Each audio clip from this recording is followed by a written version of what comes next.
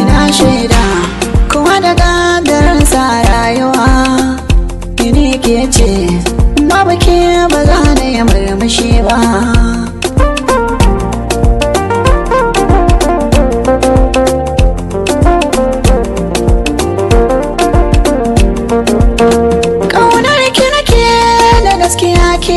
Ki saka ni zuci idan na bar ki bangaren so na yi rakon azanci.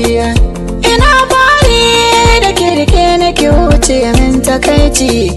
Ina duba kamar kyamata ban gani ba haya.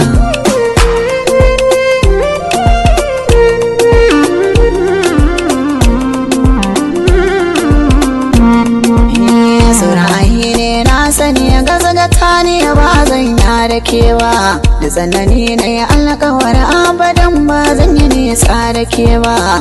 Kin nuna min na gaskiyar so baki mini yaudara ba. Da burina ki zama mata ta ba faɗi ƙarya ba.